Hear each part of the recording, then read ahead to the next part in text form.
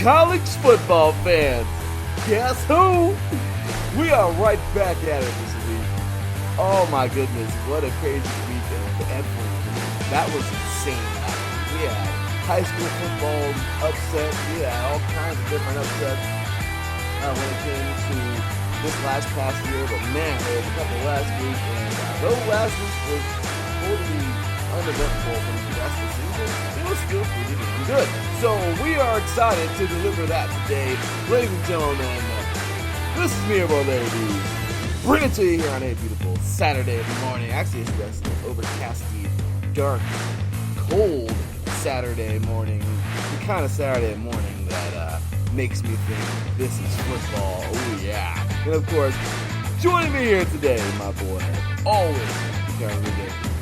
And we are here to bring you the biggest college football. My goodness, it is going to be a good one. We have, I think, just a little game coming up in about under 2 hours now. But I think everyone's going to be paying close attention to.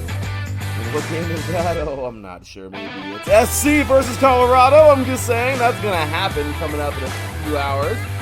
Also tonight, very excited about these Tigers taking on Mount Minnesota. That's going to be right down.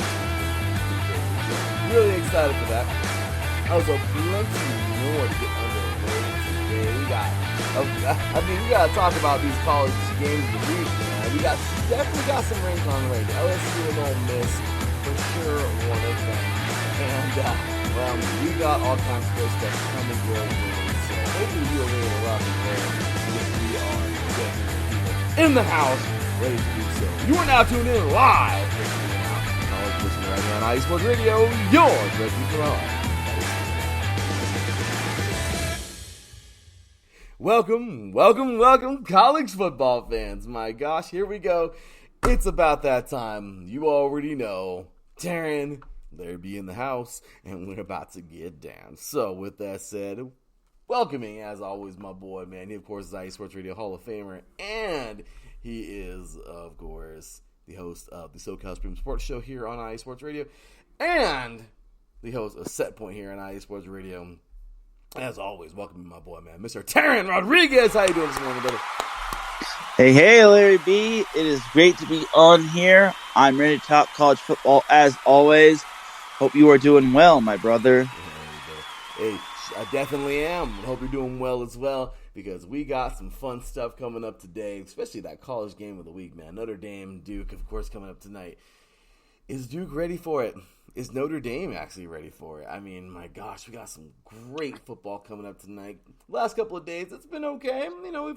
Last night was definitely I thought it would be a good one, but man, Utah, you've been saying it, Taryn. Utah's going to fall on their face at some point in the season, and it was last night. And of course, man, those Oregon State Beavers, man, they look pretty good after last night. Ranked, coming in hot, playing pretty good.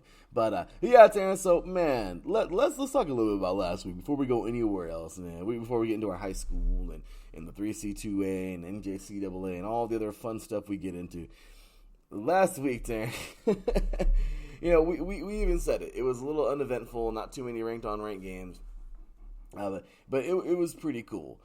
We saw some pretty solid games that, I don't know, Did the Florida State Clemson game surprise you whatsoever, or I don't know? It seemed like Clemson's hanging on for dear life, and Florida State just kind of took that away. I don't know, man. But Florida State, of course, takes out Clemson last week, 31-24 in overtime.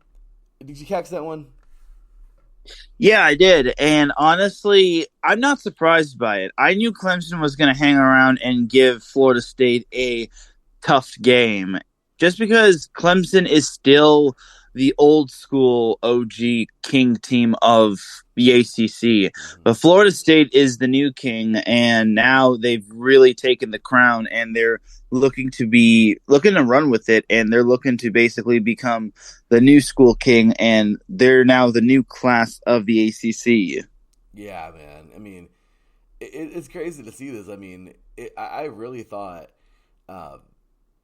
I don't know. It's crazy. What was it? About 10 years now, Taryn? 9 years ago, Florida State was the top of the top of the college football world, man. Jameis Winston and all of that, and here we are, man. We're almost a decade later, and they've been kind of blah. But now this year, man, they're looking pretty good. They're making their way back up there, and let's see what this team can continue to do, man. So another one last week was kind of crazy.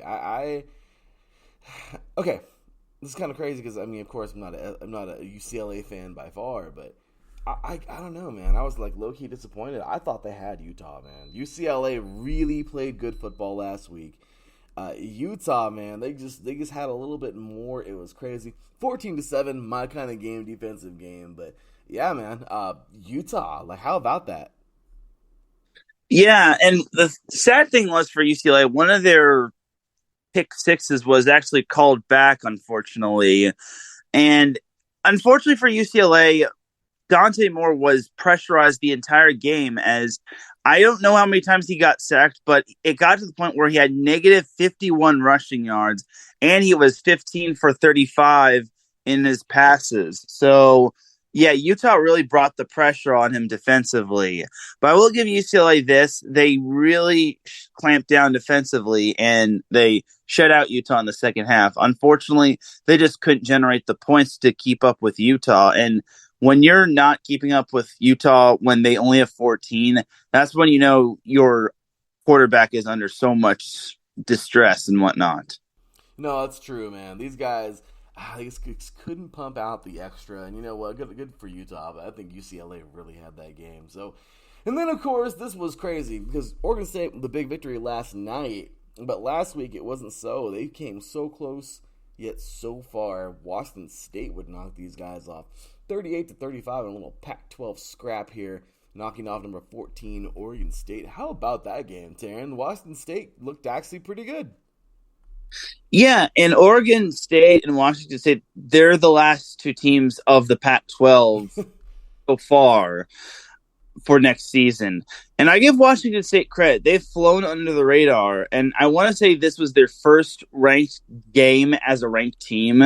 And honestly, they really rose to the occasion at home. So I give a lot of credit to the Cougars. Unfortunately, it was just one of those games for Oregon State, but we'll talk about them in a little bit. No, agreed, man. And then, of course, speaking of Oregon, okay, everyone, this has been the buzz all week, right? I mean, come on, Darren. You already know where we're going with this. Oregon Ducks. Look, they took it personal. The mascot even lost his head. Come on now, Darren. But they took it personal, right? And, well, they were ready. Colorado was ready, but Oregon was ready. And Oregon wasn't going to let, as you know, said last week, of course, no one's going to go on Autzen Stadium and push around these Ducks. And honestly, that's exactly what happened. These Ducks came around and put these boys to bed, man. They done beat the brakes off them. And, you know, it is what it is. Prime's not going to run away from it. He's gonna embrace it and say, hey, it is what it is. We lost, cool. It's a part of life. But he did say that was the worst it's gonna get. Now, Oregon 42-6 in this game, absolutely just unleashed. Oregon looks very good. Okay, Oregon looks like a top 10 football team right now, and they're making things happen. Colorado, they had their first blip. To me that was their first like real. Don't get me wrong, the TCU game was major, but that could have been, that good old quote unquote word that some people like to throw around, fluke. Regardless, they've proven they are not a fluke since then. This was the first time they've had a game that big, of that magnitude, and they didn't rise to the occasion. Regardless, they weren't let to be rise to the occasion. And Colorado just completely fell apart, where Oregon shined. So when it comes down to it, Darren, of course, it's going to lead into today's game for sure. But Oregon, they played extremely well. Colorado, I don't know. What do you think happened last week, Darren? Well, Oregon's coach, Dan Lanning, really fired them up. And the famous line that resonated with all those players is, they're playing for clicks, we're playing for wins. And this one was pretty much decided at halftime. Oregon was up 35-0 at halftime, and Colorado just did not seem to have the answer for Oregon. And it sucks because I thought this was going to be a lot closer than expected. So I think this kind of goes to show that Oregon is like miles ahead of Colorado. And I feel maybe the hype kind of clouded Colorado a little bit. And I feel maybe that kind of blinded them a little in this matchup. And playing on the road is so tough. So, yeah. It's for sure, Taryn. I'll tell you right now. Man, football is one of the hardest games to be down and have to fight back. It is a unforgiving game, and when you get down like that in enemy territory, it's just it. Especially with a team like Oregon, it just continues, and I feel like the loss just grows. I mean, it really does. When things start to pile up, it gets nasty. And, well, that's exactly what happened, Darren. And what do you do? What do you do? What do you say? Except for, okay, it was a loss for Colorado. On to the next. But the next, of course, is our SC Trojans. We'll get to that in a bit. But we got to also get into this one, Darren. Number 13, Alabama will top number 15, Ole Miss. Those two have gone around before, where Alabama, that was their only loss, was Ole Miss a couple years back. A couple times, man, which is crazy. Ole Miss had their number for just a few seasons there. But 24-10, Ole Miss, I guess it's not much of a surprise. Alabama's still Alabama to an extent. Kind of like the Patriots are still kind of the Patriots to an extent. Of course, Alabama doing better than the Patriots right now. But the only reason why I bring that up is, Bill and Saban, good friends there. But I will say, Taryn, Alabama, they got a nice little win. Good for these guys. They're playing good football. They're 3-1 on the season. Okay, let's see what they do. As for Ole Miss, that was a tough loss for these guys, man.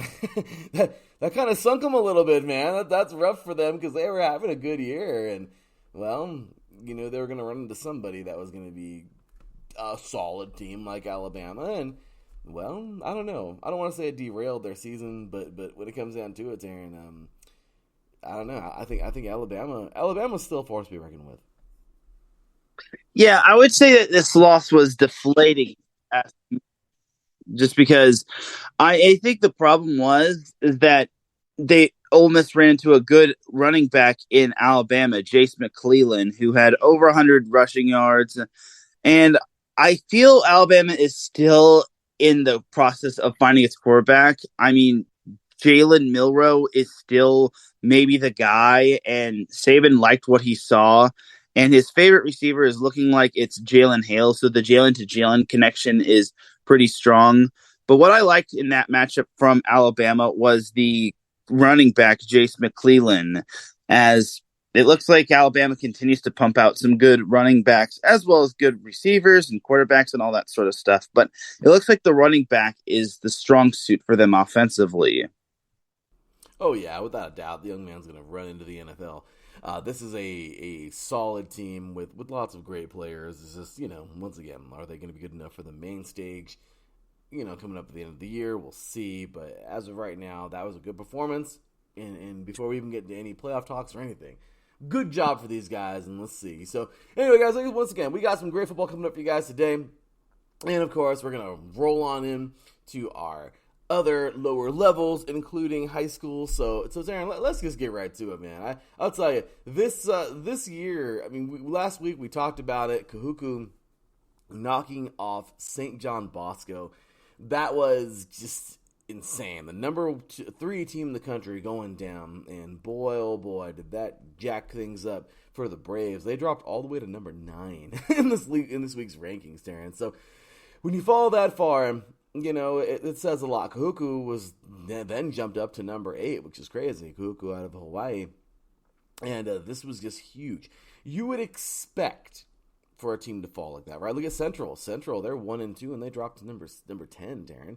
So, I mean, we can see this happening. It's just pretty crazy to think. I mean, Taryn, I don't know if you knew this, but after St. Francis Academy out of Baltimore, Taryn, I don't know if you knew this, brother, but after they started their season 1-5, take a guess what number ranking they fell to.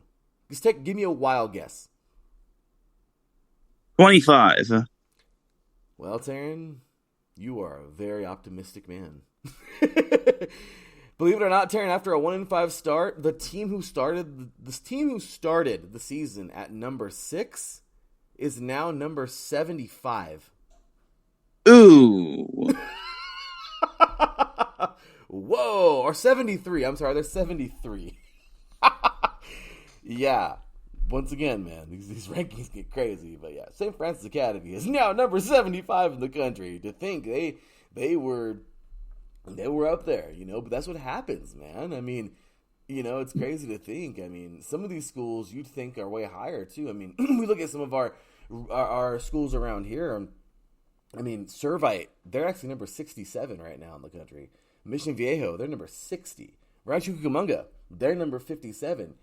Katy High School out of Texas, as good as they are, they're 56. I mean, it just goes to show you how competitive it is, right, Taryn? Oh, yeah. So Mount Orange Lutheran, number 53. I mean, it's crazy to see some of these names just where they are, But I'll tell you, this is certainly look at Basha. The Basha Bears, man, they're at 50 right now. And last year we were talking about them on a high note. So Tom Brady's old school, Sarah out of San Mateo, they're 27. They're hanging outside of the top 10. So once again, man, this is how things roll. And in the chat room here, what's going on, everybody? It's Drewski and of course Gen B jumping on in here in the chat. We appreciate you guys for tuning in. So yeah, I mean, Drewski says that's a big drop. Oh, man, But once again, when you start a season like that, you can't expect to hang around that top 10. That's for sure. Top 25, that's for sure. So anyway, Taryn. So this last past week, man, we didn't have, I think the big games are done. St. Francis Academy and Mater Dei, they're scheduled, in a couple weeks, which it's nothing eventful. But we're talking about just the regular old games right now, the current top 10 for these guys. They've entered league play, and Central last night, they would get themselves a nice little victory, and this is where league begins for them. 54-0, they went ahead and blanked North Miami Beach. Kind of funny, Taryn, they're the Chargers, I'm sorry, but that's their name, the North Miami Beach Chargers. 54-0, they blanked them, but hey, it's okay. The real Chargers are going to play good tomorrow. We have the St. John Bosco doing their thing, man, here. They are just getting... It's crazy. They 5-1 here now in the season. And, okay, we get it. They lost to Kahuku last week, but they're still a pretty damn good football team, okay? And last night, they would just stomp out San Margarita 42-7, which, I mean, it's expected. It's St. John Bosco. Keep an eye out for this name, you guys. Tommy Marr. This dude is averaging 68 yards a game through the air, which is pretty hard to keep up, man. Chauncey Sylvester, their running back, is averaging 49 yards a game. For high schoolers, man, these guys are making it happen. Max Amazio, I believe, 4.5 sacks. I mean, we're getting some guys who are really on it. Caleb Sanchez, of course, their quarterback, has a 109.9 rating. So, let's see how these guys transpire onto that next level, because they're going places. They got their offers. Kahuku Kahuku actually played pretty dang good again. They defeated Nanakuli, I believe, out of Wene. Looks like 56-7 yesterday. So the number 9 team in the country. Once again, guys, league play is just kind of uneventful. Right, Darren? I mean, it's just who's going to happen. These top teams are going to destroy everybody in their league. Hence, this is why a lot of teams don't have leagues. They just do the freelance thing. King. So it looks like, who was this? North Shore will defeat King in Houston 42-6. Once again, huge victory. Duncanville, the new number 6 in town in the country. They are now 4-0 as they would defeat, this was last week actually, but they defeated Cedar Hill 56-0. Their next game isn't until the 6th, so next week versus Wahahachi, I believe. I don't know how to pronounce that, but they're going to be on the road. But once again, 4-0 Duncanville, man. These guys are playing great. Keep your eyes out. These guys, man, I'm loving this. This dude right here, Decorian Moore, This dude is getting it. He's a junior receiver and corner. 165.7 yards a game through the air. This dude is getting down. Darren, I think we know who's getting the ball, man. I'm just saying, I think we know whose hands this ball is going to. What a solid performance by him this whole year. And Nehemiah Borner. He's racking up 7.3 tackles a game. These are solo tackles, I believe. He's an outside backer, free safety out of Duncanville. So we got some monsters coming out here. This guy, Caden Durham, man, 83.5 yards per game on the ground. I'm telling Taryn, these guys, Duncanville's got some people, man. They got some monsters. We saw Keelan Russell, 151.9 quarterback rating, man. I'm telling you, man, Duncanville, you know, Drewski says it every week, man. These guys play ball, and they do. They do. This Texas team, man, this DFW Texas team, they come to play, and I'm looking forward to seeing them in the mix this year when it comes to, you know, of course, I'm sure Texas State champions again. I mean, my gosh, who's going to beat these guys? But in the mix for, you know, maybe a top 5 spot. Then, of course, we got Buford, which is, I really hope Buford and Duncanville play next year or something, man. Because Buford, of course, don't forget, Buford knocked off St. Francis Academy this year to start off the season, 18-0. So Buford just handled business, defeating Collins Hill out of Suwanee, Georgia. But man, I hope I pronounced that right. Buford just coming out, Taryn. Buford is playing their ball, man. This guy over here. And once again, we got some pretty good numbers. Jordan Allen, he is a wide receiver, free safety, 83 yards per game, looking good. This guy's crazy, man. Bryce Perry Wright. He's a fullback, a defensive lineman. He's a sophomore, and he's getting 5 sacks a game, man. He's averaging 5 sacks a game. That's ridiculous. This dude is getting down, man. I mean, also, Dylan Riolia, I believe, 117.9 quarterback rating. So, once again, some more studs for you guys to take a look at there. Take a look at the number 4 spot. Chaminade Madonna out of Florida. 6-0 now on the season because, well, the Lions are doing what Lions do, and that's taking things over. Coconut Creek, they went ahead and beat them last night. Very close game, man. 35-27. My goodness, what a good football game that was. But these guys hung on. Jeremiah Smith, man, 123.4 yards per game. That's getting down, man. So far on the year, this guy Curtis Javanier, I believe, three receptions already on the year. And Cedric Bailey, 117.2 quarterback rating. The senior Cedric Bailey there, coming on out of Chaminade Madonna. Then we get on into Bishop Gorman, the number 2 team in the country. They are now 6-0 as well, as they would knock off Silverado 2 weeks ago. We talked about that. And, of course, they're going to be playing next week versus Shadow Ridge. I mean, they're just doing what they do as well. I mean, they destroyed Silverado last week, 55-0, and you know, I'm pretty sure we know who Nevada State champion is.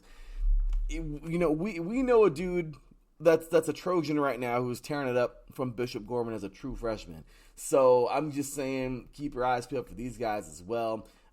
Audric Harris right now, senior wide receiver, 99.5 yards a game. We're having another dude, Prince Williams. I think this guy's going to go somewhere major. He's only a sophomore, man. He's averaging, he's got 5 sacks, but this dude's a beast.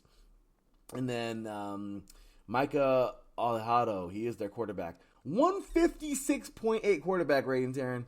Yeah, dude is crazy. Dude is on it right now. So 6-0 for the Gales out of Bishop Gorman. And then, of course, number 1, the team who has been tested so little because they're just so damn good. I mean, what do? You know, you're the number 1 team in the land. You're eating everybody for breakfast. St. Francis Academy played them very well last week when they beat them. Of course, we talked about that. Sorry, that was the game we talked about. That was a close one there, kind of. Modern Day wins that 120-7. But Taryn, last night, Servite. It was at a neutral site, and well, the Servite Friars would find themselves fried 49-0. The number one team in the land lays the smackdown on these guys, and they are number one in the Trinity League. Duh. First game of conference play there, and well, or league play, and there you have it, man. Taking a look at some of these guys, bro. This is crazy. 66.5 yards for Marcus Brown per game. Wide receiver, their senior wide receiver. Of course, we know Elijah Brown, 123.8 quarterback rating. Just a special team. He has 16 passing touchdowns on the year. Special team with a bunch of monsters, man. They're playing good. Jordan Davis on the ground, 98.2 yards on the ground. He's our senior running back. Just overall, this is what we're looking for here in league play. So anyway, Taryn, any comments about any of those? Well, I don't know if you knew this about Mater Dei, but they have yet to trail all season. And you basically hit the nail on the head when you said they have yet to be tested. Yeah, they have not been tested all that much. I mean, they did have that one time where they were tied against St. Francis last week, but after that, they pretty much turned on the gas, and they have not really been tested ever since. Also have to make note of Corona Centennial, or as you call them, the Football Factory, as Matt Logan just picked up his 281st victory. Now, you're probably wondering, why is that so significant? That actually makes him the all-time winningest coach in Riverside County history. So I have to give that little notice right there. And that he's got a lot of talent on that team, such as Husan Longstreet, who has just been phenomenal at quarterback. He started out 12 for 15 with 240 yards with 3 touchdowns with no turnovers in a win over Chaparral. And Centennial even had a kickoff return touchdown, which was just phenomenal. So all in all, for Corona Centennial, you just can't sleep on them. And Matt Logan has done an outstanding job as head coach, and he deserves all 281 of those wins. Taryn, that's amazing. I didn't even know that, man. But that's right. You just celebrated 200. That's incredible, bro. What a job for Logan, Coach Logan over there at the Football Factory in Centennial, man. They're playing great football. They're doing their thing. They're just outside the top. Well, actually, no, they're in the top 25 of the country. They're playing solid, man. They're really, really hitting stride, and let's see how far they can go this year. But absolutely great football team, very well coached, and congratulations to him. Also, Darren, you had some interesting quarterback news for us this week, didn't you? Yes. Yeah, man. When you sent me that tweet, I was like, what? So, yeah, man, let the people know what happened this week here in SoCal with the quarterbacks. So Cole Leinert, the son of Matt Leinert, the former USC / Mater Dei / NFL quarterback, his son Cole Leinert is transferred from Mater Dei to Newport Harbor High School.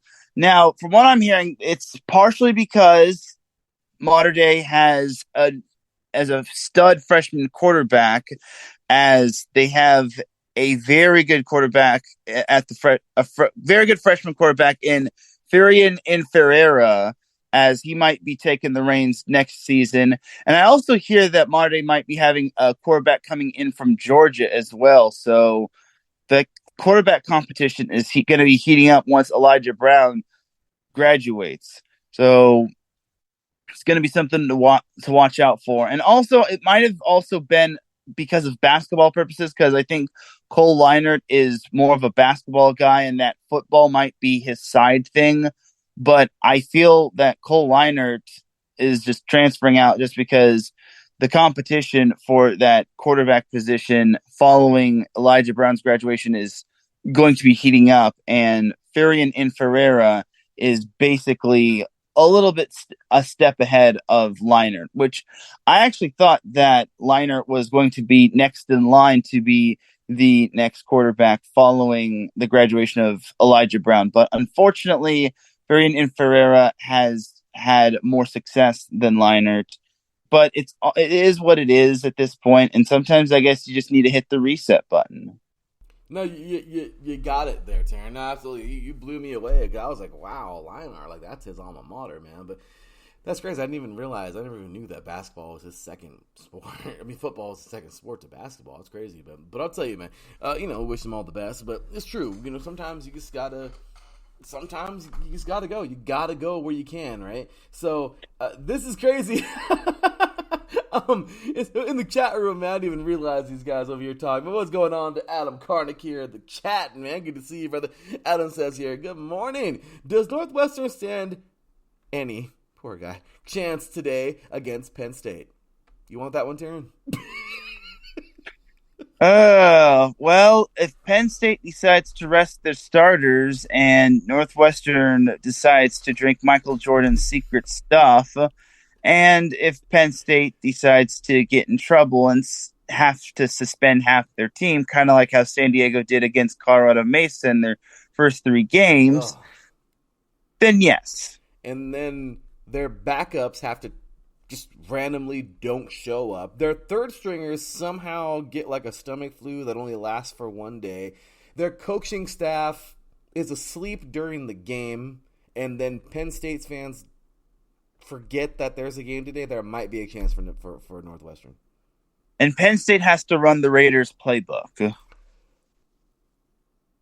Sorry. They might win that one, Taryn. No, then the Northwestern might win. I don't know about that one, Taryn. Anything with the Raiders in it, man. Poor team. I'm at the point with the Raiders where I just kind of feel bad. Like I don't even want to be mean no more. I'm just like, man, I'm sorry. Like I'm sorry. Yeah, they got Northwestern's got to swap out the Penn State playbook with the Raiders playbook, just like how one of Northwestern's players was stealing towels that 1 year. I think it was like in 2020, and he's got to swap out the playbooks for the Raiders playbook. He's got to steal that playbook. That's a good one. But Adam Karnick also says here, I just Amazon Primed over 1,000 gallons of Michael Jordan secret stuff over to Northwestern. There you go. That's a brave strategy, Cotton. Let's see if it pays off for him. That's a bold strategy, Cotton. Adam says here, Modern Day has a 14-year-old that can hang with varsity with the 18-year-olds. Dang. Yeah, Adam. Modern Day produces guys such as Bryce Young. Yep. Such as Amon-Ra Brown. Was that? And Amon-Ra St. Brown. Amon-Ra St. Brown, who's in the NFL right now, lighting it up for the Lions. Matt Leinart, of course, we've seen him before. Taryn, do you want to name maybe 3 more from Modern Day? Matt Barkley. Matt Barkley. Let's see, who else played for freaking Modern Day a couple years back? Yeah, man, they just that's eventually in the NFL. Yeah, the Modern Day players that got the, because Modern Day, they pump out players, man. I mean, let's just be real. We've seen some monsters coming out of there. I think who else? Matt Barkley, of course, was another one of them.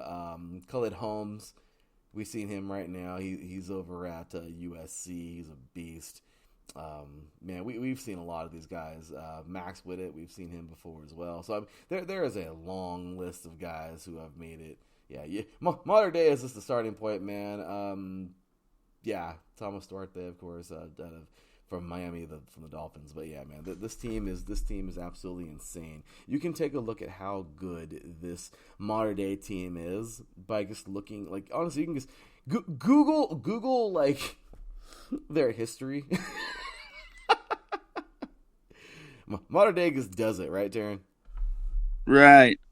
They make it happen, man. They pump out these guys. So anyway, Taryn, so yeah, man, great stuff there, and these high school kids are awesome. So we'll take a swift little run through junior college right now, man. We had some great games last week, and ELAC, we talked about Golden West and ELAC, of course, East Los Angeles. Golden West taking that one 28-29.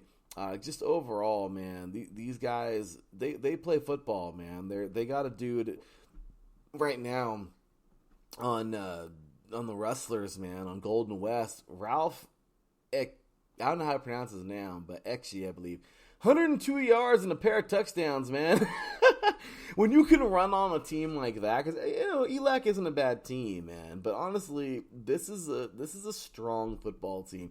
He's gonna transfer somewhere. I know that guy's gonna go somewhere, and Golden West does put out some talent, and this is certainly a big day for them. Well, last week was a big day, 28-19 over ELAC.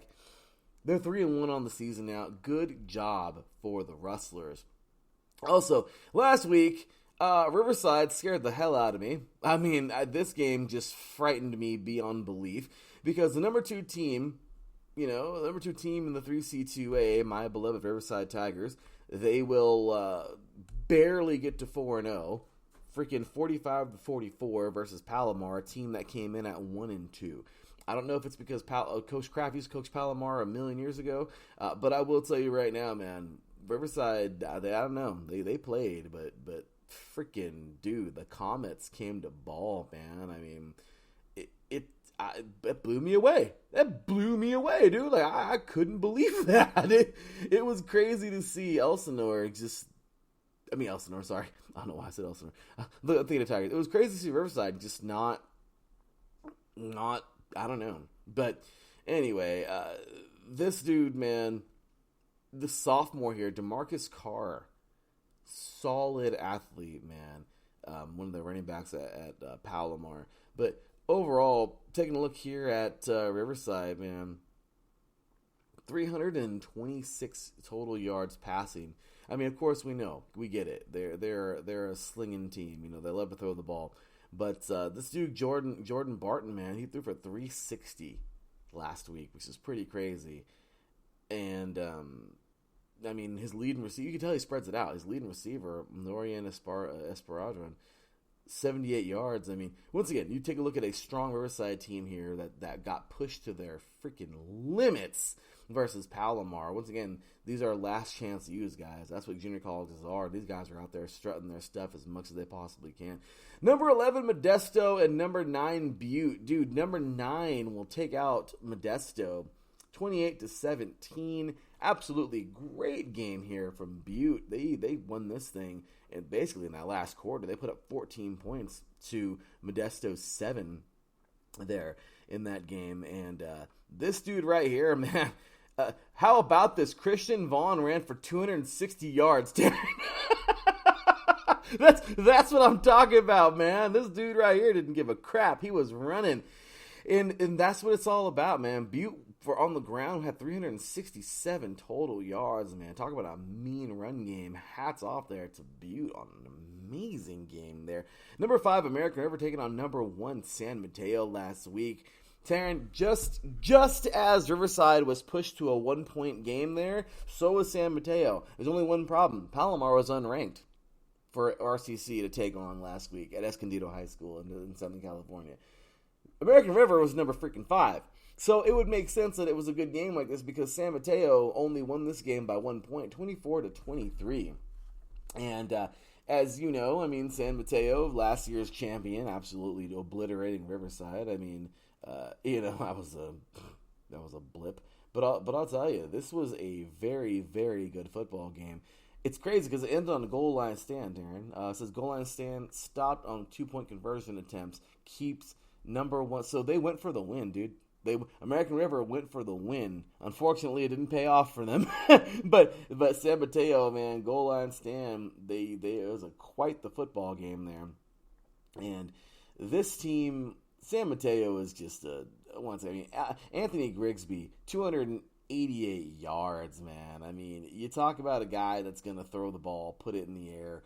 They only had 90 rushing, which is crazy. This was a passing game, man. Both these teams were under 100 yards rushing. So, I mean, you look at that, you see a guy like Anthony Grigsby, but you can't overlook American River either. Kenneth Lewis, this guy was solid, 228 yards himself. So, pretty damn good game there for these guys, and that was a great game. Also, Taryn, we got 2 more here. Number 20 Ventura and number 24 Allen Hancock last week. We had, let's see here, Ventura defeating Allen Hancock 32-28. in a very, very good football game there. Ventura Pirates, yeah, they looked good for the last couple of years, but they just can't seem to get over the hump and get into that championship game. Regardless, though, very crazy game here for these guys. The rushing was all over the place, man.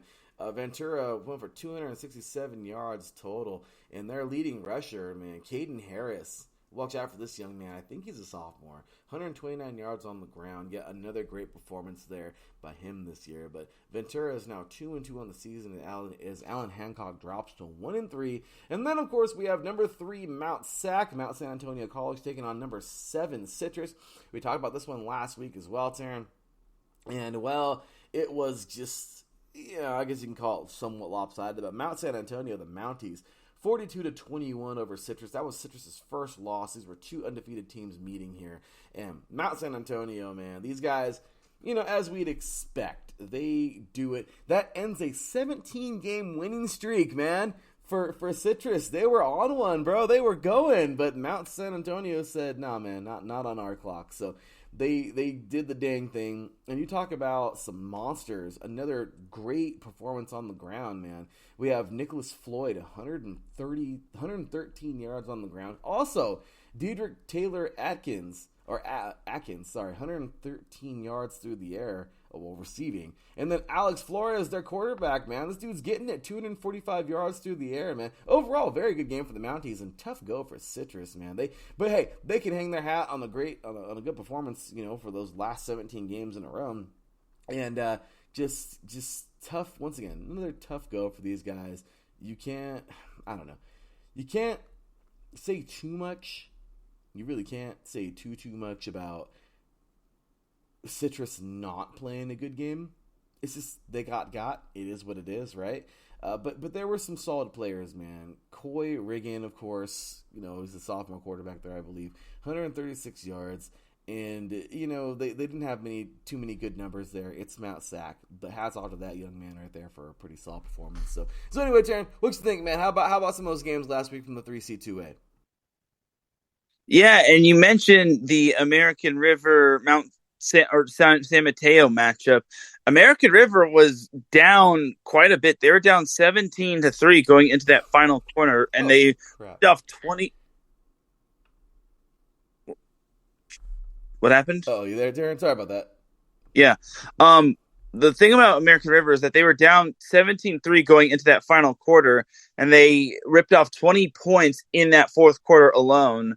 And as you mentioned, they almost had the win, but unfortunately got stopped short on that 2-point conversion. And this was definitely a really good matchup. And I was very impressed by American River and their resiliency after falling behind by 2 scores. And the fact that they almost knocked off San Mateo on the road was quite impressive. And it just goes to show that these rivalry games can really bring out the best in anyone, no matter what. And it also goes to show that a 2-score lead is nothing to basically be safe at. So you just got to keep your foot on the gas when it comes to those games and whatnot.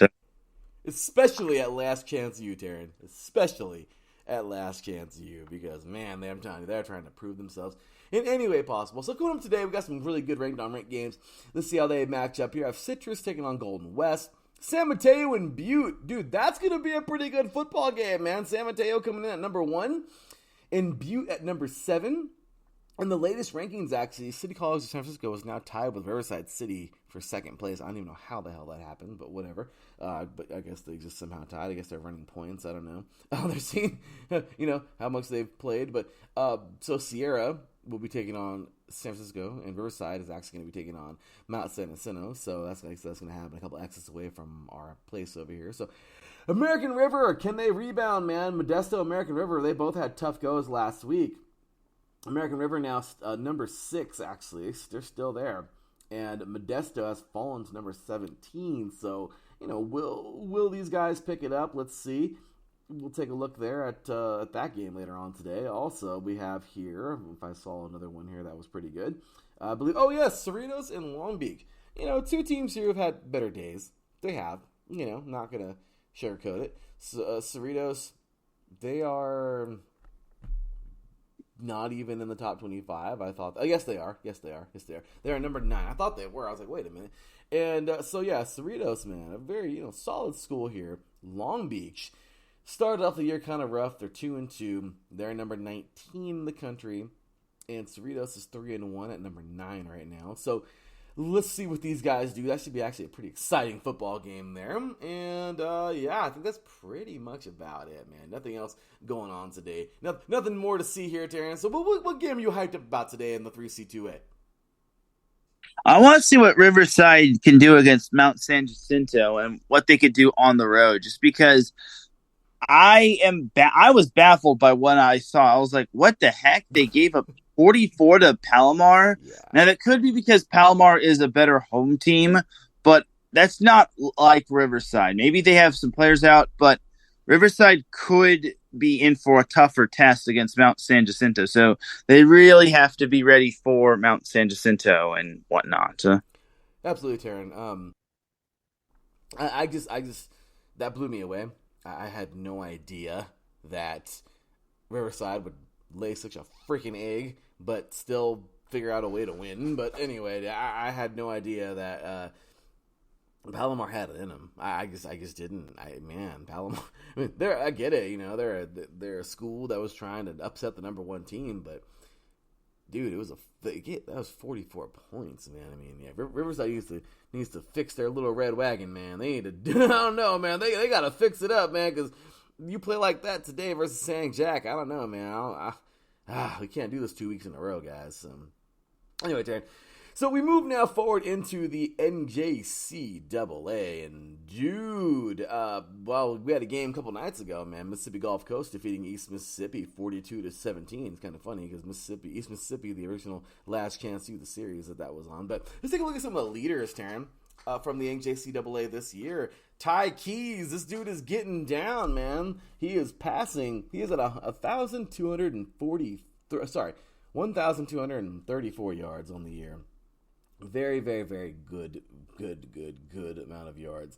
And this other guy, Kobe Muasu, out of Mexico Military. Don't forget they were the champions a couple years ago. 1,228 yards. And Lonnie Ratliff, out of Holmes College, 1,179 on the year for him. So, we look at some of these guys and go, all right, so once again, who are we going to see coming this year out to these D1s? We look at I don't know. You look at how good some of these guys can be. I mean, it sucks because sometimes this one game can down them. So you want all the best for these guys playing. But anyway, so some quarterbacks taking a look there. But Taryn, taking a look at last week, man, it's kind of funny. We didn't really get anything. There were no ranked on ranked games last week. It wasn't even like it was kind of boring in the NJCAA last week. I mean, we didn't really get a lot of much of anything, and well, so but hopefully we do this week. Actually, we think we got a couple of them here, which is great. So Snow taking on Georgia Military. We also have let's see here, Kilgore and Cisco. I don't think that's a ranked unranked. Ellsworth and Coffeyville. So yeah, Darren, once again we get another like low key uneventful week that you're not too excited about. I mean, yeah, there's really nothing more. I think the NJCAA is in its point like league play for high school right now. I mean, it's just nothing too major there. But once again, we could take a look at some of these leaders in the ranking, in the stats, and I don't know. I just find it exciting to look at these guys. That's what we're here for too. We love to take a look at these guys and see what they're doing. By the way, rushing. You want a running back who's going to give it his all, man. Worthy, out of Therese Worthy, out of Lackawanna. In 4 games, he is at 654 yards. He is leading the entire country, Taryn, by almost 200 yards. 196 yards he's leading by. He's had 6 touchdowns on the year. He broke one for 73. Was his long. He's averaging 163. Taryn, he's averaging 163.5 yards a game. Yeah, man, this kid Therese Worthy. Let's see where he goes, but it's absolutely awesome, man. Dominant performance there for him, and we'll see where he goes in the future here. And then right behind him, we have here, let's see, out of Garden City, James Jones. Another solid school here, Garden City. He's got 458 yards on the ground, 114.5 per game. He broke one for 75 this year, and he has 5 touchdowns on the year. So yeah, Terry, I mean, what do you think, man? I mean, kind of crazy that, Hutchinson and Iowa Western, man, they're not even up there if you look at some of these rushing, passing, or receiving, which is crazy. But yeah, man, how about some of these guys here, Taryn, or some of these games? Yeah, I do want to make a couple notes of some of these games from last week. I was impressed with Snow. You mentioned Snow from a little earlier. Mm-hmm. They actually came back from 6-0 down and scored 15 points in the final quarter to beat Dodge City 15-6, which crap. I know it's not the most glamorous game. I know it's not the big time game, but that's the battle of 2-1 teams. And eventually Snow advanced to 3-1, which is pretty impressive. And to score 15 unanswered points while not scoring through the first 3 quarters is pretty darn good. And then we have the most legendary game of all. We had Highland of Kansas City defeating Garden City by a whopping score of 3-0. Yes. Yeah, I'm not kidding you. Highland of Kansas City beat Garden City 3-0 as they only scored 3 points in the third quarter. How fitting. So it's amazing. It reminded me of the Orange Coast, I think, West Hills game from last year or a couple seasons ago, where OCC wound up winning 3-0. And you basically said that is true football right there. So I had to make note of those games right there. Those were some pretty darn good games. And Georgia Military winning 22-16 was pretty darn good as well. So we had some pretty solid games. And Navarro beating Kilgore 24-20 was pretty solid as well. And New Mexico Military beating Blinn 17-14 in a dogfight was pretty solid as well. Absolutely, Taryn, and I love that. And Drewski says here in the chat room too, he says, so it's some defense being played? Oh yeah, man. See, that's why we love it, man. We love these games in the lower levels because these fools play defense. I don't know what the hell happens when they get higher up, but man, these fools down here play some defense, and I love it. It is just such a breath of fresh air. Taryn, that's crazy, man. Highland, he said 3-0, and it came in the third quarter. But yeah, man, Snow also with that nice little comeback. Snow, Snow is an awesome school. For nobody who doesn't know Snow, Snow is major. I mean, I get it. People don't like to glamorize junior colleges too much. I don't know why, but Snow gets it done. These guys get it done. They're a damn good football team out of Utah. And this is a very, very strong unit that they put together of young men every single year. There's a lot of talent in Utah, Taryn. And the guys who don't get in to play for the Utes, the guys that don't end up playing for the Aggies, the guys that don't go anywhere else. Or BYU. What's that? Or BYU. Or BYU. These guys, if they don't turn into a Cougar, a Ute, or an Aggie, I mean, what else is there? Dixie State? I mean, that's a good D2. But I'm just saying, Taryn, when it comes down to it, it's Utah. And, there's not a lot. There's just, I think that's the only junior, well, maybe not, but this is like the major junior college. So it's like, this is it, I mean, and I don't think it's a bad thing at all. I really think this is a very good program. And, yeah, man, Snow just continues to make it happen, man. Just good stuff there for these guys. So it's been uneventful. Like I said, last week was uneventful, man. The NAIA was uneventful. We didn't have no ranked on ranks there. Division 3 was uneventful. Actually, no, there was one game in Division 3. But Division 2 was uneventful. FCS had a couple of games. And, of course, we talked about the FBS games already. But let's go ahead and just kind of dive into some of these stats, at least, from the NAIA, Taryn. Because I'll tell you, this has been fun. The NAIA has been fun this year. It really has.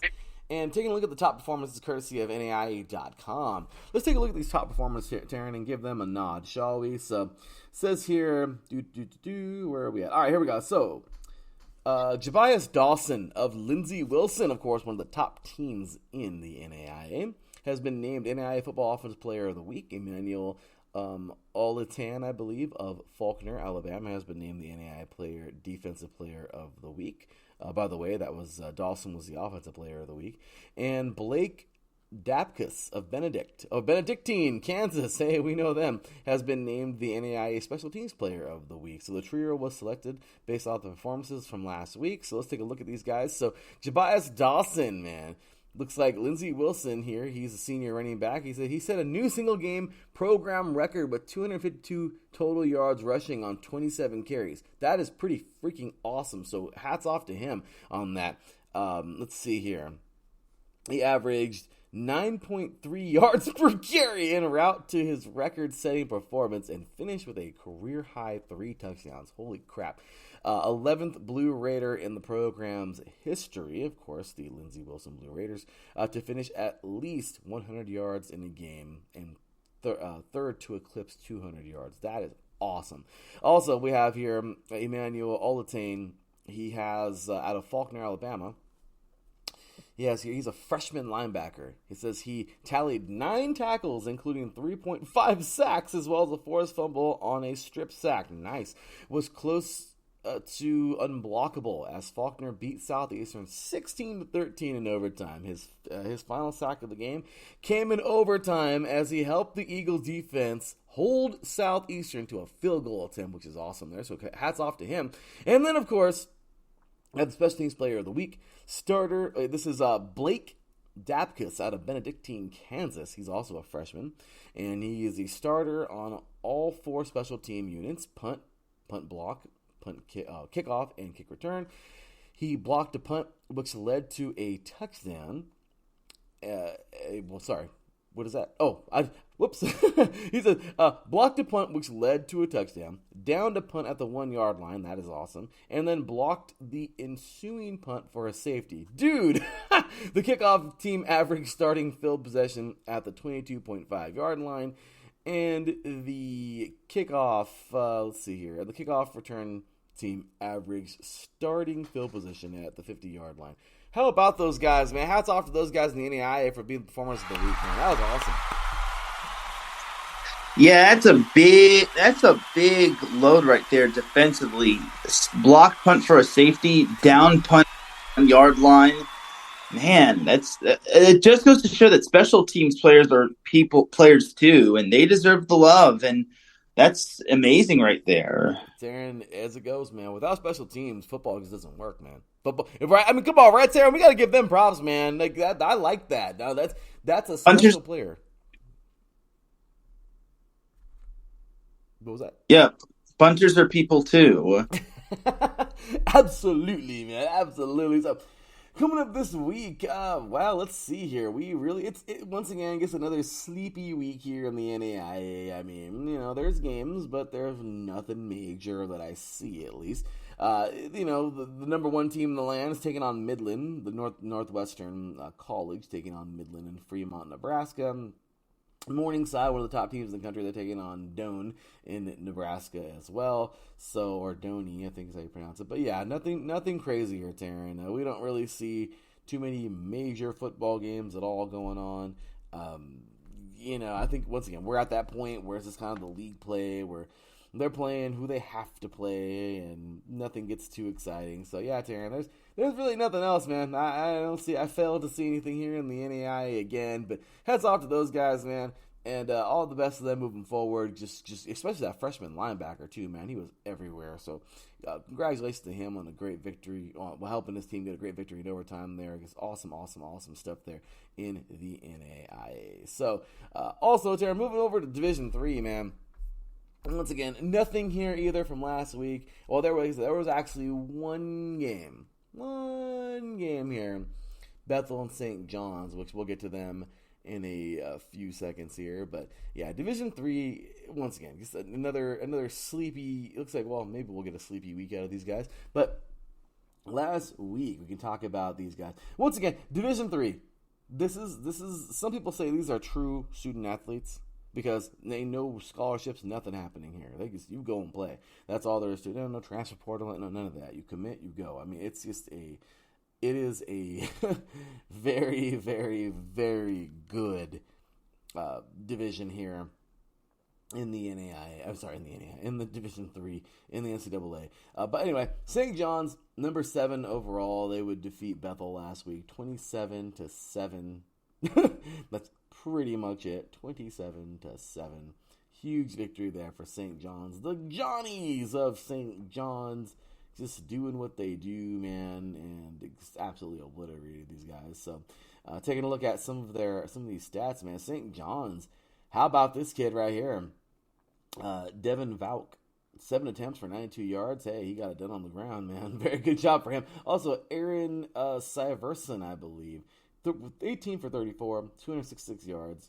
He threw 3 touchdowns, 1 pick, but we'll see. I mean, it wasn't the worst performance, so we'll see how he does continuing on here. But how about this kid, man? Cooper Yagi, 7 tackles, 5 assists, and 1 interception. If somebody's going to get the player of the game, it's this guy, man. Homeboy was racking it up all over the field, man. He got a pick, so big ups to the Johnnies, man. The St. John's Johnnies getting down for last. But that was really it, Darren. Mount Union did their usual, destroy somebody and eat them alive. They did.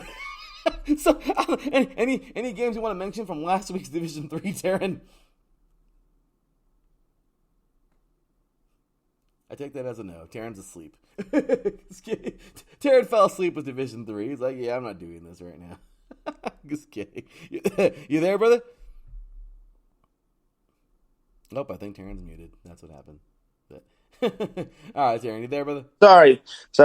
Yeah, I was muted. I thought you fell asleep with all the uneventful action going on, man. Yeah, sorry. But we did have some eventful games from yesterday. We had Dickinson taking down Franklin and Marshall yesterday, 19-17, which was big time right there. And then Muhlenberg taking down Ursinius 28-20, which was big time right there. And I don't want to mention this one, but I'm going to have to. Remember how the Dolphins put up 70 against the Broncos? Well, I think Houston was inspired by that and decided to take it to another level as they wound up winning 75-17 over Dean. Holy man. Some of these scores are absolutely nuts. You gotta love that, right? So, dude, congratulations to those teams there. Nothing going on too much here. Hey, Trine is playing this week, Taryn. Trine and Alma. Trine versus Yes. Go Trine. Inside joke, guys. We'll tell it one day, but we usually have fun telling that one. But anyway, man. So Mount Union taking on Ohio Northern. We all know how that's gonna go. North Central Illinois, the number 1 team in the land, they're taking on Wheaton, Illinois. I think we know how that's gonna go too. I'm just not trying to hate, but I don't know what the Hall of Fame means, but. Wisconsin and Whitewater is taking on Wisconsin Oshkosh. That's actually going to be a good game. If I'm not mistaken, I think that's an actual ranked game. Ranked on ranked, that is. But yeah, Terrence, so there you go. Not too much going on in the Division III world this week, and we're just going to keep moving right along into Division II, man, because, dude, yeah, another week where nothing happens in D2. Like, bro, I don't know what it is, man. Division II this year, because there hasn't been a lot of great games. There really hasn't. I've tried to really pump up D2 this year, but it's just kind of self-explanatory. There's nothing really has gone on too much to where we have to be like, yeah, that was a great game, or whatever. I mean, there has been a few, but anyway, turn. So yeah, last week, taking a look at some of these wins. I mean, a lot of the ranked games who you thought would won. I mean, number 2 in the country, Colorado School of Mines. They put away Pueblo 55-14. So I mean, these games are gonna happen. The playoffs is really where things start to open up and teams really start to shine. There was a ranked on rank last week, of course, and this could have been an upset. Number 11 Harding would defeat number 23 Henderson State 27-16 on the road. But yeah, Taryn, I mean, once again, just a bunch of games where you would think that the ranked team is going to win this thing and go on and get the victory, and, well, that's exactly what they did. I am impressed with Pittsburgh State right now, number 3 Pittsburgh State out of Kansas, defeating Nebraska Kearney 33-14 last week. They are currently the number 3 team in the nation. Good job for these guys. Let them keep it up. Let them keep rolling and playing good ball. I want to see them do something in the playoffs this year for sure. I think they can make some noise, but once again, Taryn, I mean, there was really nothing. I mean, we had a really cool double overtime game where Tuskegee defeated Lane 28-22, and if I'm not mistaken, I think Tuskegee's an NAIA team. I'm not sure, but yeah, Taryn. I mean, just nothing really. We did have, and this is a cool conference over out in Virginia. Well, on the East Coast, I think it's I forgot what it's called. It was Bowie State was in this division a couple of years ago when our very own Daryl Kinsey Jr., the host of The Extra Mile, when he was going to school there a few years back at Bowie State. But I think it's a CAII, or I forgot what it is, CI2A, I think. But Fayetteville, man. Fayetteville State, I had a good friend of mine, man. Shout out to my boy Javon Hampton. He actually played for both of these schools, or was, both these schools, unfortunately, until he was injured. But Fayetteville State, man, number 10 would defeat number 16 Virginia Union 10-6, which is pretty cool. You like to see a little low scoring upset right there going on last week. But other than that, Taryn, there was nothing for D2 last week that was ranked on ranked. That was a super exciting. Besides that game right there. So you got anything for Division 2 from last week, Taryn? Yeah, last week we had Fayetteville State beating Virginia Union 10-7. And then also last week, we had probably one of the more interesting games, which if my scroller would cooperate, I could maybe get to it. Kutztown upsetting Shepherd 20-3, which... Oh. Yeah. I did not catch that one. Check that out, man. Kutztown, huh? Yeah. Shepherd was 14, according to the standings from last week. So... yeah, that's some pretty those are some pretty good upsets. And the Kutztown one was very impressive, holding Shepherd to 3 at home. And even though 20 points isn't a lot, that defense just really stepped up. And Taryn, we talk about Shepherd in the playoffs every year. I don't think there's been one year where we've done the show we haven't talked about Shepherd in the playoffs. So that's impressive. Mm-hmm. That's very impressive, man. I mean, so yeah, man. So going into this week, I mean, just once again, I mean, there's a bunch of single ranked games. I mean, this is ranked by themselves. Like for instance, number 1 Ferris State taking on Northern Michigan. I mean, it's probably a conference game. Cool, I mean, we already know how it's probably gonna turn out. Minnesota State though, number 5 Minnesota State is taking on Bemidji State. What do you call it? Number 5 and 7. So that should be a good little matchup there. Let's see how far Pittsburgh State can go. They're currently number 3, like I said. They're taking on Northeastern State today. Hats off to Minnesota Duluth. I know they're a very good hockey team, or hockey school, D1, but their football team right now, Division 2, and they've climbed into number 25, so that's really cool for them. And we'll see how that goes this week, But yeah, Taryn, I don't really see much. I mean, IUP, taking on Slippery Rock. IUP is number 18, Slippery Rock number 12. And, yeah, I think that's the tail end of it right there. That's the caboose. Yes, it is. So, yeah, we'll take a look at some of these teams this week. I mean, but yeah, Taryn, out of those teams there, I mean, who are you excited to see today for Division 2? I want to say I'm excited to see... maybe Truman State and McKendree. Yeah, I think that may be an underrated matchup. Minnesota State, Bemidji State. Yeah, that's what I just mentioned right now. Bemidji State. That's the ranked on record today. Yeah, maybe Colorado Mesa and Western Colorado. That could be a good matchup. Even though Colorado beat half of a FCS team. I'm sorry if I have to keep beating up on that horse, but it must be mentioned. Taryn is not letting that go. Taryn is not letting that go. I love it. Well, Taryn, we've made it all the way up to the FCS, man, with no breaks. We're going to take ourselves a quick one here. When we come back, we're going to get in today's Division I football and end it off in a few minutes here. So it's been a fun show. Ladies and gentlemen, you were listening to 3 and Out right here on IE Sports Radio. Sorry, 3 and Out College Edition right here on IE Sports Radio. Your direct feed for all that is sports. We'll be right back talking Division I Single A after this. What's up, sports fans? You're listening to IE Sports Radio, your direct feed for all that is sports. I'm your favorite West Coast Wisconsinite, Bernie Bango, and if you're a cheesehead, Come listen to my show, Big Cheese Sports, where we road trip around America's Dairyland, previewing, reviewing, predicting, debating, and digging into all that is Wisconsin sports at the college and pro levels.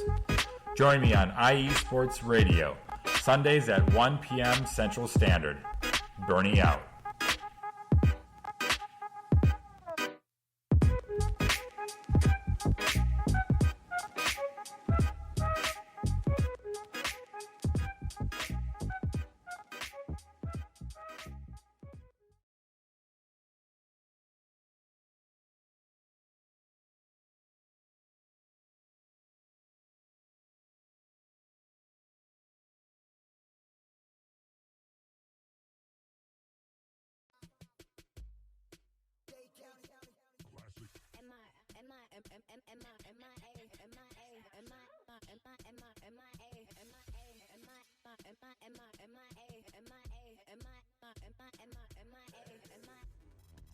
Welcome to the 305, aka the Magic City, and this is Magic City Scoreboard. I'm your host, JB, and right here we're going to talk anything Miami.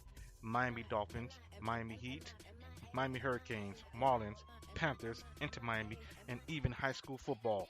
So join me once a week right here on Magic City Scoreboard on IE Sports Radio, your direct feed to all that is sports.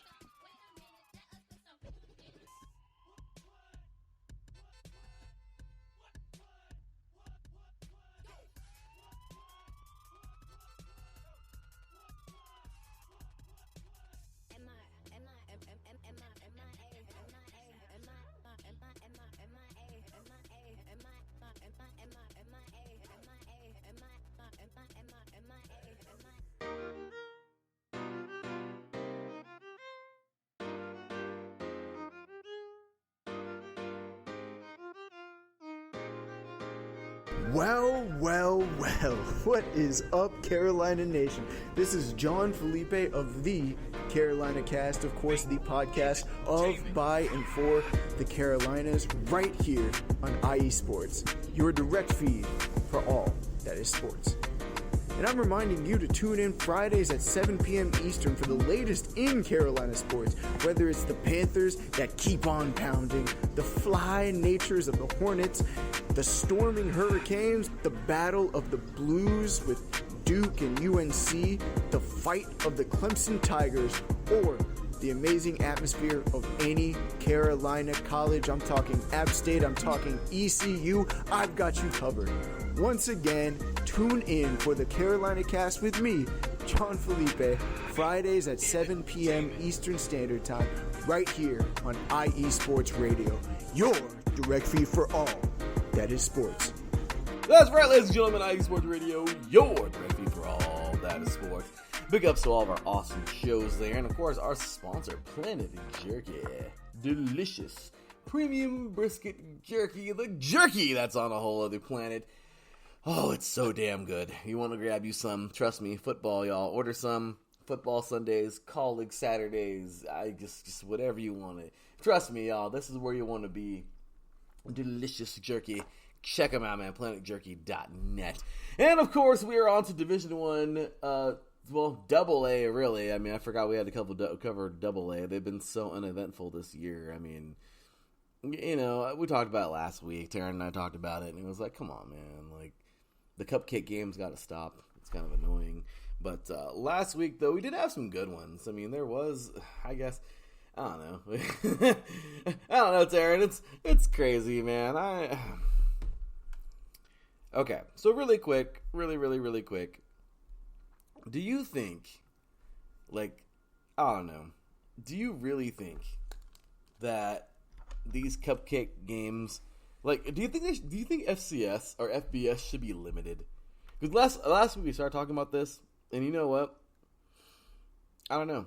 Now I'm just on that. I'm on that ship right now, man. Do you think they should be limited? Maybe once a year, play an FCS team, be allowed. That's it. I mean, what do you think? I don't think so. I think you should be allowed to. It all depends on if an FCS school needs an opponent. And if the FBS school is willing to oblige and meet them halfway and whatnot, and maybe if they're willing to agree, it also depends on like cash considerations. Because I think I think it might be like high school where one team pays the other school to play them and what. I'm not sure on the details, but that could be the case. So, like how the Citadel always plays Alabama and whatnot, or used to play Alabama. Yeah, that's how usually it works, Aaron. You get a team that's like, hey, we're gonna offer you a ton of money so we can play you. We're gonna beat the crap out of you, but you might beat us. Who knows? But I hate that. But it's true. I guess you should be limited one time a year. I mean, it's just come on, man. But so last week, man, the FCS, we did have a ranked game here. Mercer, man, they would get the crap beat out of them. Furman defeats Mercer 38-14. Amazing job there. And says here, this is pretty cool too, Taryn, courtesy of ESPN.com. Tyler Huff threw for 158 yards and a touchdown, which is pretty sweet, man. He's their guy over there. He led. Looked pretty good. He also rushed. He was leading rusher, too. 11 carries for 82 yards, called his own number. Pretty solid. And then, of course, the big one from last week. We talked about it, of course, Montana State at Weber State. And, some of these games disappoint. They do. But this one really disappointed. Because, come on, man. I really thought Weber State was going to fight, and it was just a lopsided affair, man. Montana State, the Bobcats just straight up smacked Weber State, man. The Wildcats 40-0. I mean, bro.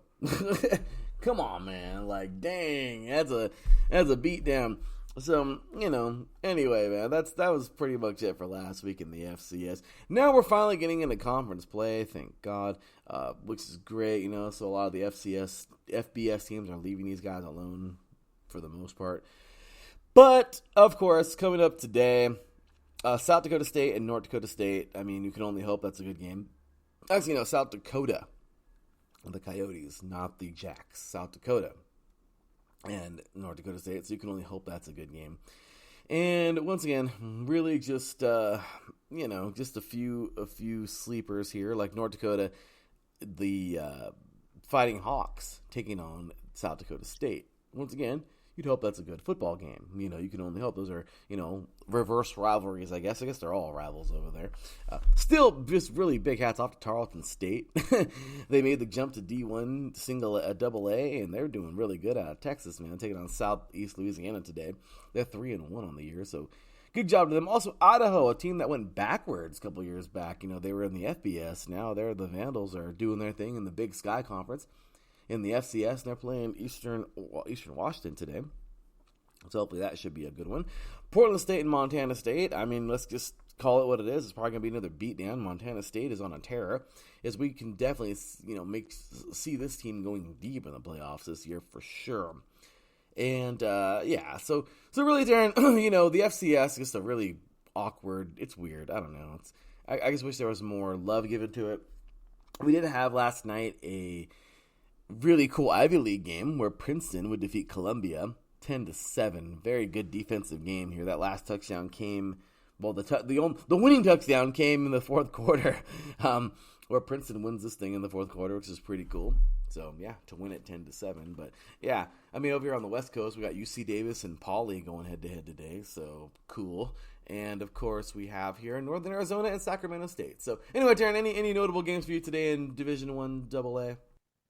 Yeah, I mentioned this on yesterday's show. Cal Poly Davis, that would normally be a big West Conference matchup, but It's not. It's like a big Sky Conference matchup. So I'm looking forward to that one. I'm also kind of looking forward to South Dakota and North Dakota State. Even though we know North Dakota State is the juggernaut, I feel maybe South Dakota has slightly improved, but we all know that the Jacks are going to basically come away with that win. So Jack the win in this one. Yes. Hey, Darren, the guys in that team are jacked. Okay, I gotta stop. Okay, I'm sorry. Yes. I'll stop. Yeah, Darren. They won it all last year. I look, man. I really want to see this team play. I really do. I want to see this team go out there and just play good. And that's South Dakota State. I want to see them continue to play good. I eventually want to get them freaking South Dakota State and North Dakota State and freaking single A, man. But once again, I always say that. And I feel like I'm on a broken record now. But so that's it for today, Taryn, really, for the major. Portland State and Montana State is also a noteworthy matchup right there. Sorry to cut you off there. No, but and I said that would be a sleeper game. I mean, I'm sorry, I said that would be a sleepy game. I mean, do you really think I don't know. Do you really Portland's think so? Putting up the points. I mean, they did have that throwaway game against Oregon where Oregon dropped 81 on them. And Well, you have to remember, their first two losses were against FBS schools, and then they managed to beat up on, I think it was a Division II school, North American. And then last week they beat Cal Poly, which was their first true FCS game. So I imagine Montana State will win, but let's see what Portland State can actually do against an actual good FCS team. No, you're right, man. And let's see. I mean, right now, this kid, Dante Chokshire, I don't want to butcher his name there. Well, I really screwed that up, so I'm not going to say it again. But he 349 yards in the year so far, 6 touchdowns. Quincy Craig, he's got 247 on the ground. And receiving. He has 123 through the air with 11 receptions and 1 touchdown.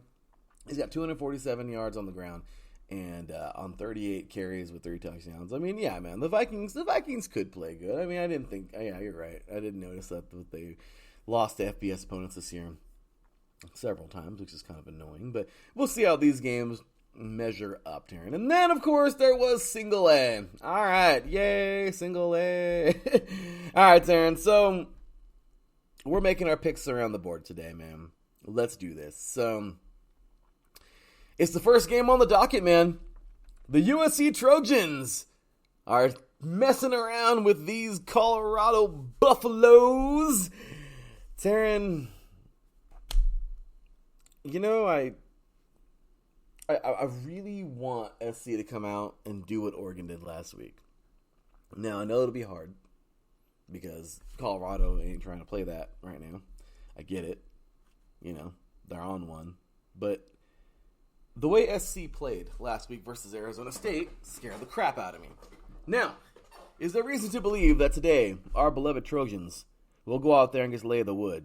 Or is there reason to believe that Colorado is actually going to fight SC way harder than they did Oregon? What do you think?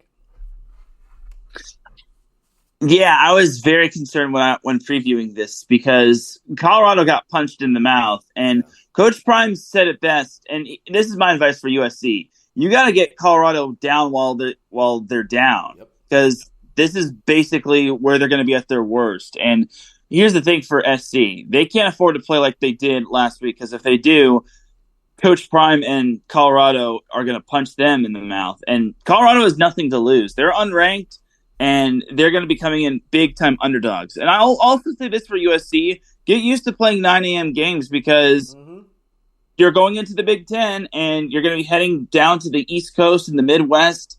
So you better get used to this whole 9 a.m. thing, which is eventually noon or 11 a.m.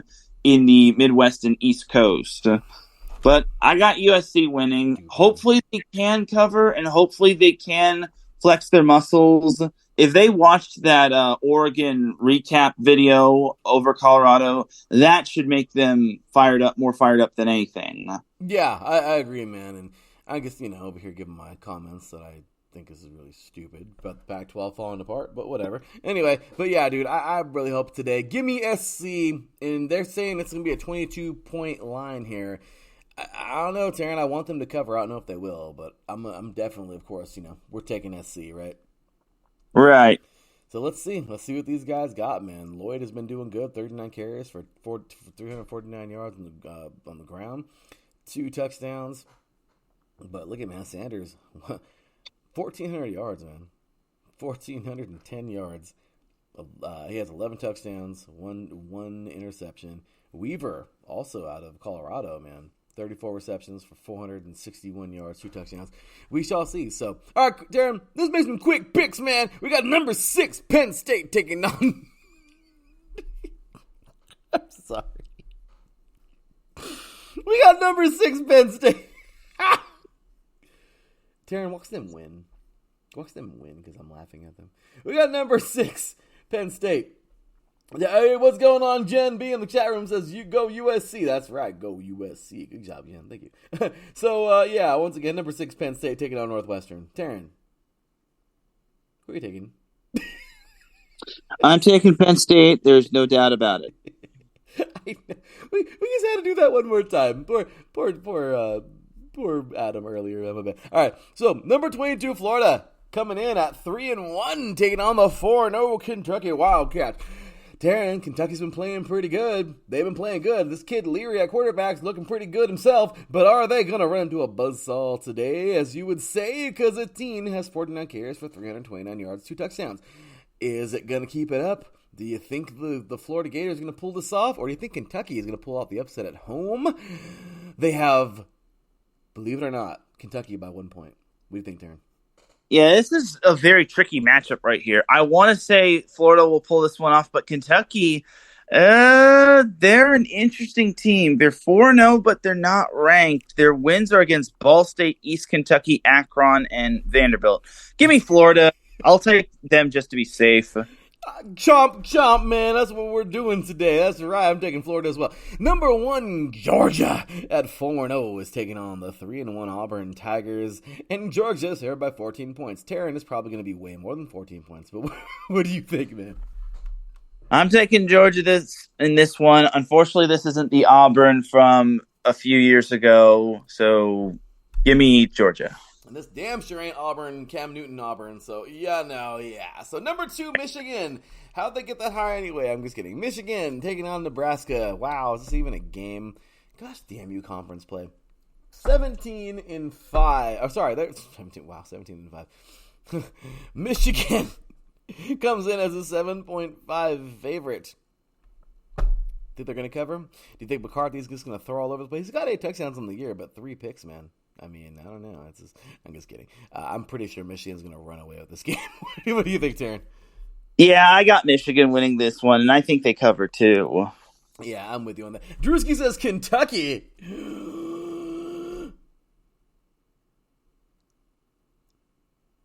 I like the moment of silence right there. That was fun. So anyway, yeah. Jen B says Akron is not great. Yes, poor Akron. Go Zips. All right, so Drewski's taking Kentucky. Let's see, man. We're going to continue on here. Am I okay? Jen says, are you okay? I'm drinking coffee now, so I'm all hyped up. I'm all jacked up on Mountain Dew. So anyway, number 24, Kansas, taking on number 3, Texas.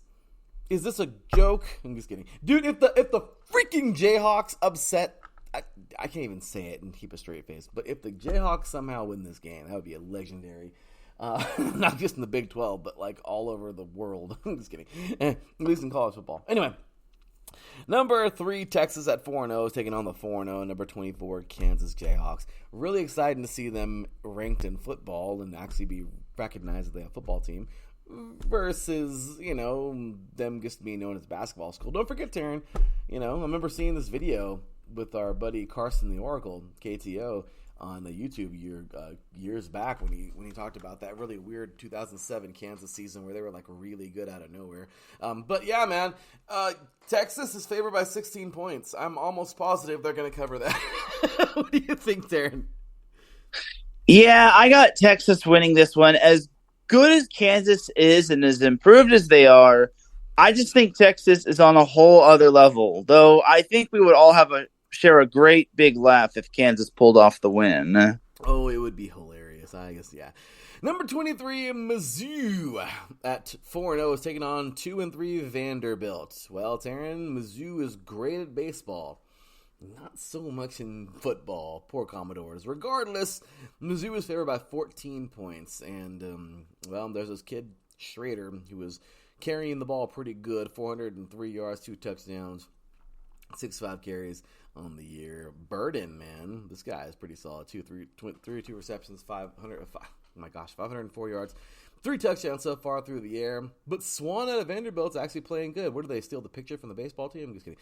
1,290 yards, 11 touchdowns, but he is throwing 7 picks. Ouch.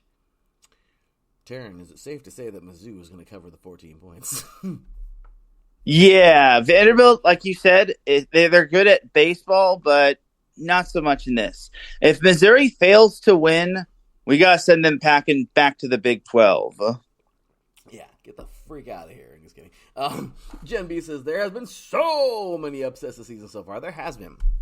But, Texas will win but not cover. Oh, Drewski says that Texas will not cover the 16-point line with Kansas. Dude, watch it. If Kansas even makes this close, that's a victory for those guys. So, number 13, LSU at 3-1, taking on number 20, Ole Miss at 3-1.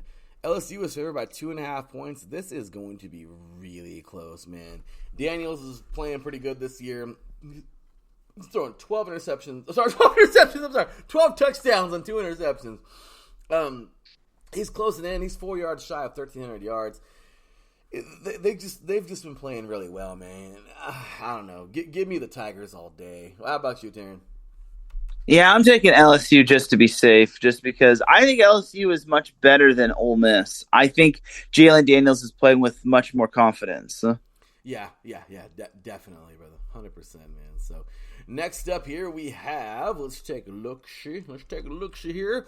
Number 9, Oregon, 4-0, taking on the 1-3 Stanford Cardinal, everybody, not Cardinals, Cardinal. Not that it matters because they're going to get beat down today, but they're favored by 27 points. Taryn, it's not a matter of if they win, it's just they cover 27 points. Taryn, do they cover 27 points today? I'm sure they will, since they covered the points from last week. And like I said, Stanford has seen better days ever since David Shaw left their program. So give me Oregon in a heartbeat. Did they fire him? Yeah, he's gone. He got dismissed, and I don't know what he's doing. I think he's now watching his son play, which is good. Well, Stanford's stupid, but whatever. For such a smart school, that was a dumb move. Sorry.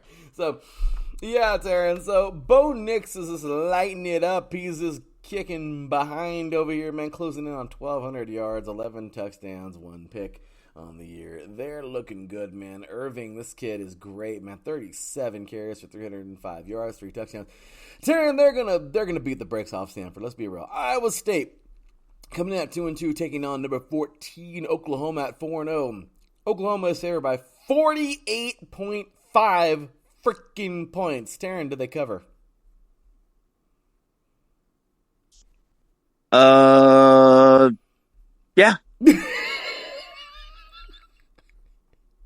Yes, I think Oklahoma does cover. I think so too.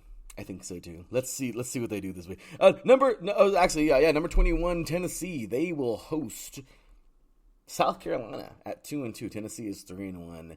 Tennessee is favored by 12.5 points. Radler he's doing his thing the best he can, getting close to 1,250 yards. But at the end of the day, man, I don't know. Wright has got him right over there. 45 carries, 312 yards on the. I don't know. Tennessee's looking great, man. What do you think, Taryn? Who are you taking this game?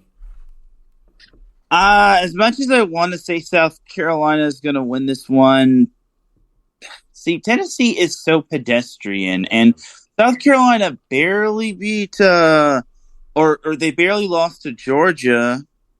You know what? Call me crazy. I'm taking South Carolina. You're crazy. You know what? The game. Gosh dang it, Terry. I'm going to go with you, man. I don't know what it is, but I don't know. I'm looking at these stats, man, too. Leggett. The Rattler. Yeah, man. We can't count out Rattler and Leggett here. 27 receptions, 556 yards, 3 touchdowns.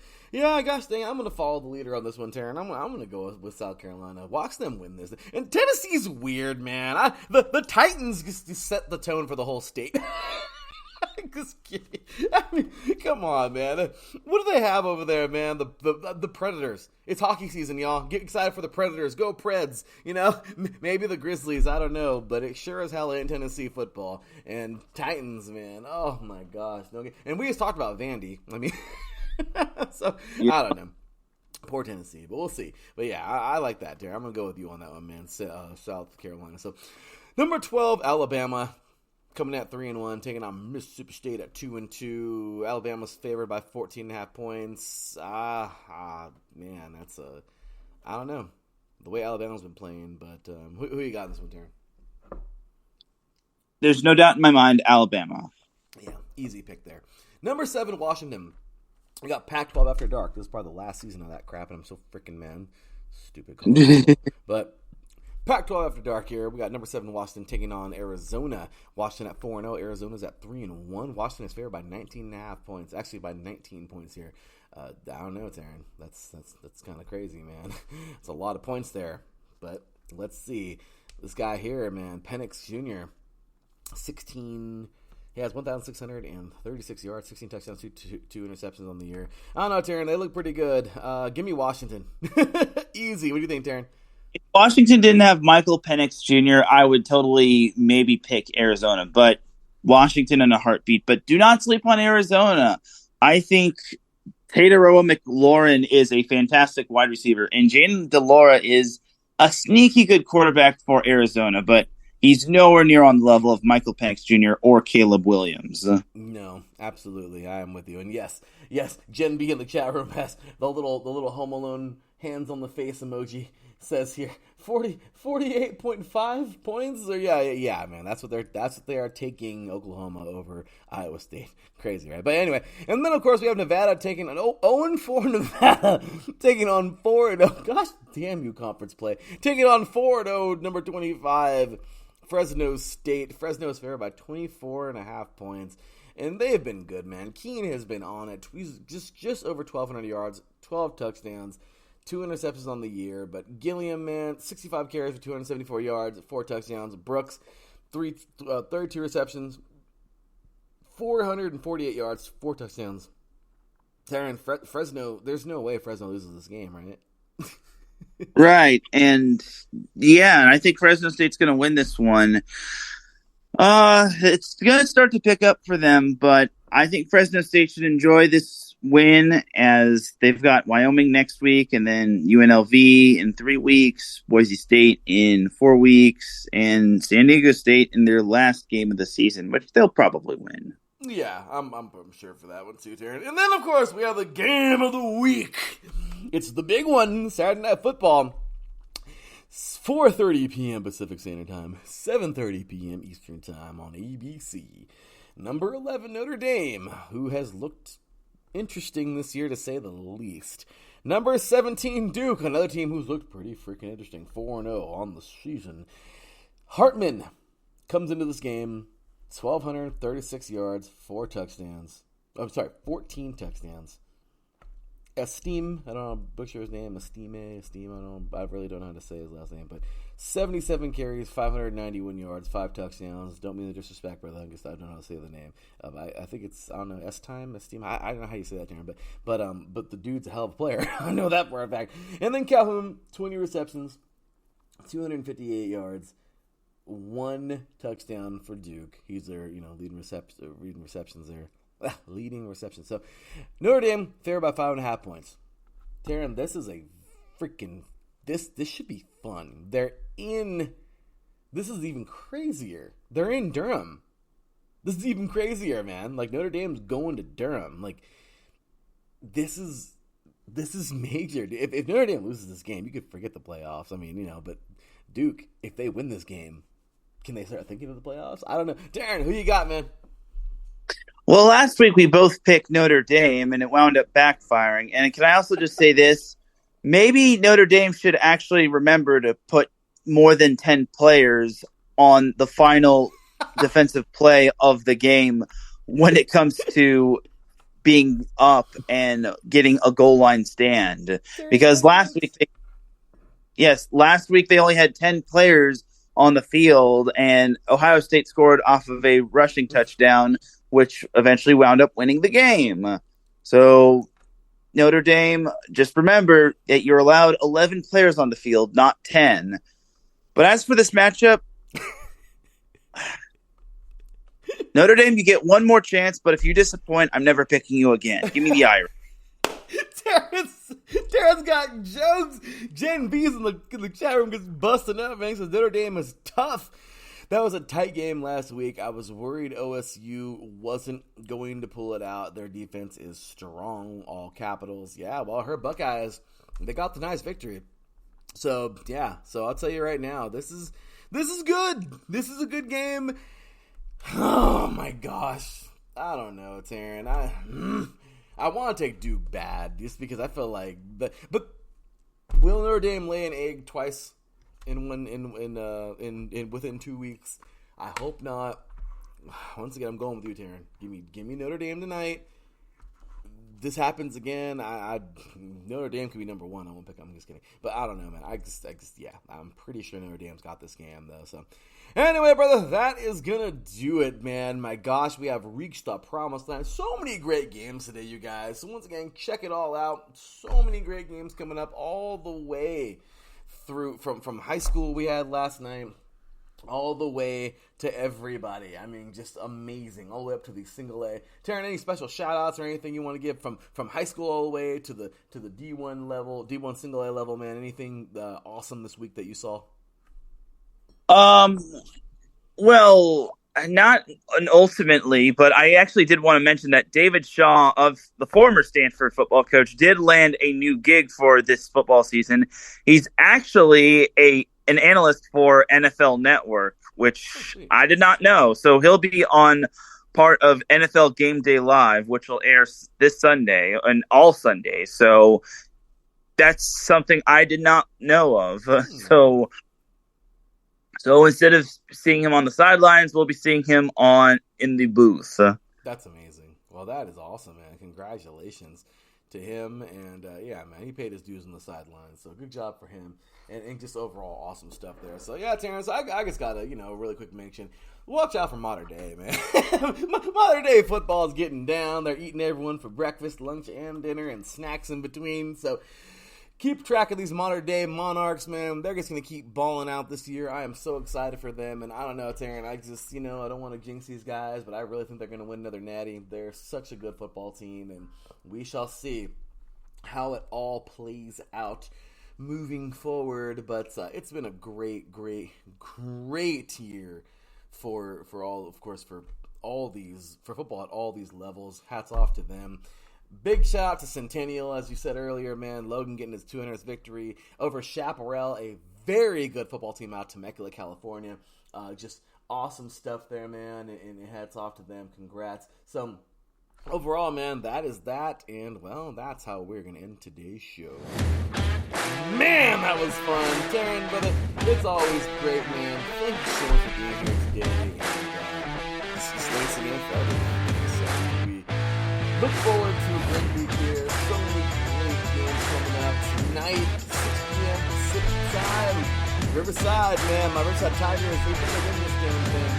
Taking on Mount San Jacinto tonight in that brand new stadium that happened at Mount San Jacinto College. So, just awesome stuff, man. We're looking forward to some great stuff. Gen B is going to be excited because Mount Union is going to win by another 85 points today, Why not? Hopefully Terrence OCC Pirates can get a freaking victory. We can only hope, right? I mean, there's so many things, man. Hopefully SC gets that win today, of course. We got so many great games coming up. Notre Dame, you better win this damn thing. There's a lot of craziness. So today, keep it tight, y'all. Follow us at 3 and Out. Once again, I'll spell that 3 and Out, IECE. 3 and Out, all spelled out, CEIE, for all the action. Show us some love, man. Follow me, your boy Larry B at THE_LB53 on Twitter. Follow us all as a whole, all throughout social media at iSportsRadio.com. It's iSports Radio, that is, on social media everywhere, iSportsRadio.com. Instagram's blowing up all the time, all kinds of great stuff. Planet Jerky, check out our delicious premium crispy jerky sponsor, of course. PlanetJerky.net. You get some jerky, iSportsRadio.com. Pick up some apparel. Taryn, any last words for the fans here today? No, just enjoy the college football atmosphere and enjoy all of college football today and just enjoy everything. And we will see you next week. Where can they find it? You can follow me on Twitter at Teran Rodriguez1, Teran, then Rodriguez, then the number 1. That's where I post my main content. That's our boy Taryn, the iSports Radio Hall of Famer. Taryn, iSports Radio Hall of Famer. Thank you, everybody in the chat room. Drewski, Adam, Gen B. For Mr. Teran Rodriguez. For me, your boy Larry B. See y'all next week. Until then, take care. And as always,